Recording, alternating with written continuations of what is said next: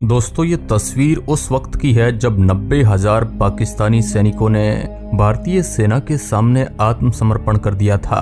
इसके बाद इन कैदियों के साथ आखिर क्या हुआ? आखिर पाकिस्तान के इतने सैनिकों के साथ भारत ने क्या किया था और इनके साथ कैसा बर्ताव किया गया था और जेल में इन कैदियों ने आखिर कैसे दिन बिताए थे? चलिए इस वीडियो रिपोर्ट में विस्तार से जानते हैं। दोस्तों, ये कहानी है उस वक्त की जब भारत और पाकिस्तान के बीच 1971 में युद्ध हुआ था। इस युद्ध में पाकिस्तान को इतनी करारी हार का सामना करना पड़ा था कि पाकिस्तान के 90,000 सैनिकों के साथ कुछ आम नागरिकों ने भारतीय आर्मी के सामने अपने हथियार फेंक कर सरेंडर कर दिया था। इसके बाद पाकिस्तान की तरफ से पकड़े गए उनके बड़े अधिकारियों को भी विमान के जरिए कोलकाता भेज दिया गया। इनमें पकड़े गए सबसे बड़ा अधिकारी जनरल नियाजी था। उन्होंने अपनी आत्मकथा वाली किताब में इसके बारे में जिक्र किया है। वो अपनी आत्मकथा the betrayal of the East Pakistan में लिखते हैं, हमें एक 3 मंजिली इमारत में रखा गया जो नई नई बनी थी।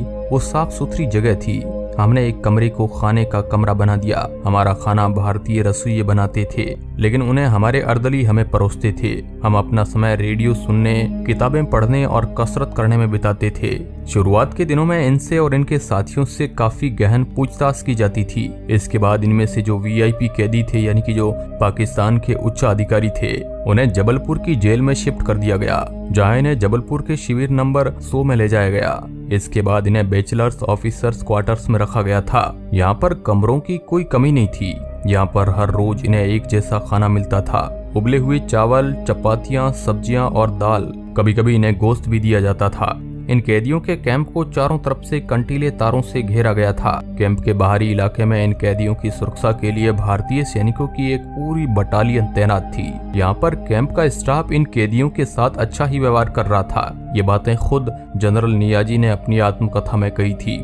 अब भारत और पाकिस्तान के बीच में जेनेवा कन्वेंशन हो रखा था, तो पाकिस्तानी अधिकारियों को जेनेवा कन्वेंशन के नियमों के तहत 140 रुपए प्रति माह की तनख्वाह दी जाती थी, जिनसे वो किताबें, लिखने के कागज और रोजमर्रा की चीजें खरीदा करते थे।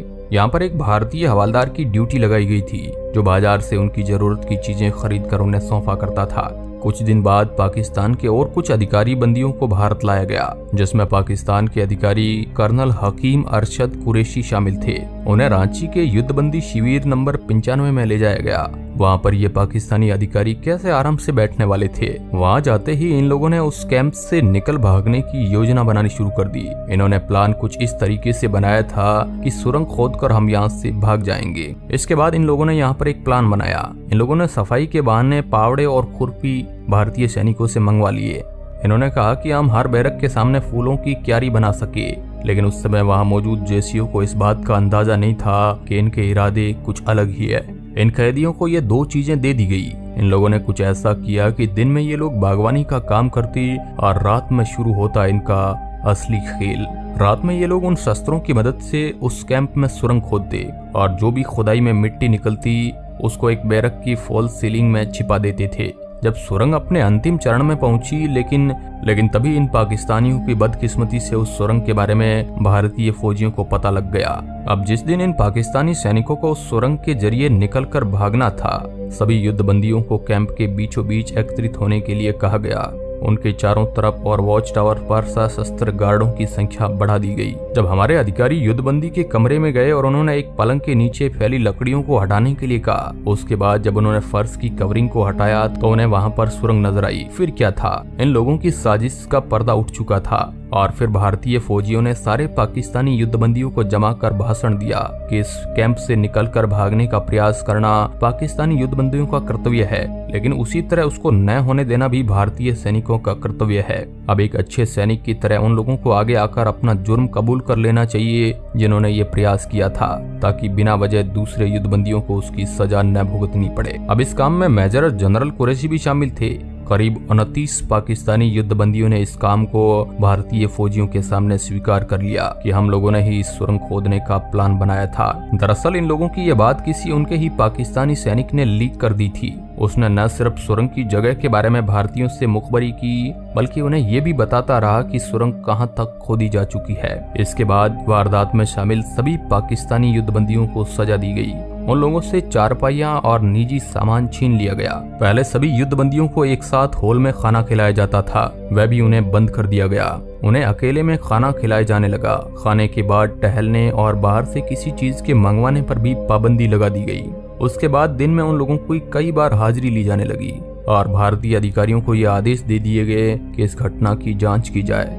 कुछ दिन बाद इन दोषी युद्धबंदियों को कैंप नंबर 95 से कैंप नंबर 93 में शिफ्ट कर दिया गया, लेकिन यहाँ पर उन्हें बहुत कम दिनों के लिए रखा गया। 20 जून 1972 को इन लोगों को हथकड़ियां पहनाकर एक ट्रक पर लादकर रेलवे स्टेशन ले जाया गया। शिविर में मौजूद बाकी के कैदी इन लोगों का ये हस्न देख रहे थे। इन लोगों के साथ ऐसा किया जा रहा था ताकि बाकी कैदी भी इन्हें देखकर ऐसी कोई हरकत ना करे। इसके बाद इन्हें एक ऐसे ट्रेन के डिब्बे में बैठाया गया जिसको बाहर से लॉक किया जा सकता था। इन लोगों को हथकड़ियों के साथ पैरों में भी बेड़ियां पहना दी गई थी। जब ये लोग खाना भी खाते थे उस टाइम भी इनके हाथ नहीं खोले जाते थे। हथकड़ियों के साथ खाना एक तरह की सजा थी, क्योंकि ये कैदी जितना खाना नहीं खा रहे थे उतना वो खाना अपने कपड़ों पर गिरा रहे थे।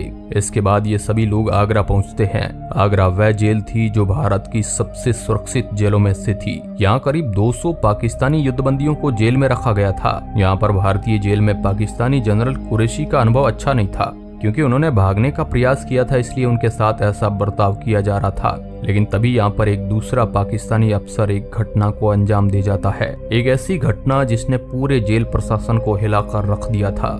उसने कुछ ऐसा किया था कि इतनी कड़ी सुरक्षा के बावजूद वहां से भाग निकलने में कामयाब हो गया था। दरअसल पाकिस्तानी कैप्टन रियाजुल हक ने बीमार होने का बहाना कर अपने आप को एक युद्धबंदी अस्पताल में भर्ती करवा लिया था। वहां पर उसने मौका देखते ही डॉक्टर वाला सफेद कोट पहन लिया और गले में स्टेथोस्कोप लगाकर अस्पताल से भाग गए।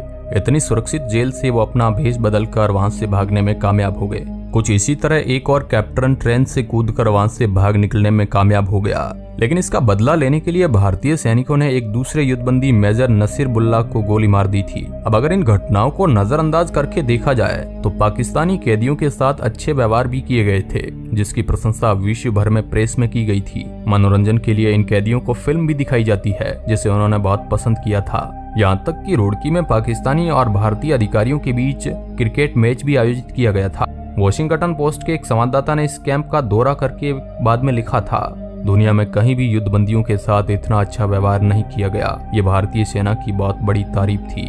पाकिस्तानी सैनिकों को वही राशन और कपड़े दिए गए जो भारतीय सैनिकों को दिए जाते थे। युद्ध की समाप्ति के बाद जहां पाकिस्तानी युद्धबंदियों को बैरक में रखा गया, भारतीय सैनिक बाहर तंबुओं में रहे। हमारे सैनिकों के बाहर तंबू में ये सुविधा नहीं थी, जबकि पाकिस्तानी युद्धबंदियों के बैरक में पानी भी आ रहा था और कूलर और पंखे भी चल रहे थे। युद्ध खत्म होने के करीब 8 महीने बाद अगस्त 1972 में शिमला समझौता हुआ, जिसके तहत पाकिस्तानी प्रिजनर्स ऑफ वॉर यानी POW यानी युद्धबंदियों को रिहा किया गया। इस फैसले को लेकर तत्कालीन प्रधानमंत्री इंदिरा गांधी की काफी निंदा की गई। उनकी निंदा करने वाले लोगों का मानना था कि इंदिरा गांधी ने ऐसा कर कश्मीर समस्या को अपनी शर्तों पर सुलझाने का मौका गवा दिया है, जबकि पाकिस्तान के जनरल नियाजी को 28 महीने बाद छोड़ा गया था। जनरल नियाजी को जबलपुर रेलवे स्टेशन पर पाकिस्तान जाने वाली एक विशेष ट्रेन में बैठाया गया। 30 अप्रैल 1974 की सुबह ट्रेन बाघा सीमा पर पहुंची। पाकिस्तान में घुसने से पहले उन्हें चाय पिलाई गई। भारत की जेल में उन्होंने 28 महीने बिताए थे। अब आप इस मुद्दे पर क्या सोचते हैं, कमेंट के माध्यम से हमें जरूर बताएं। और इसी प्रकार की हिस्ट्री से जुड़ी नॉलेज प्राप्त करने के लिए इस चैनल को आप सब्सक्राइब कर सकते हैं। धन्यवाद।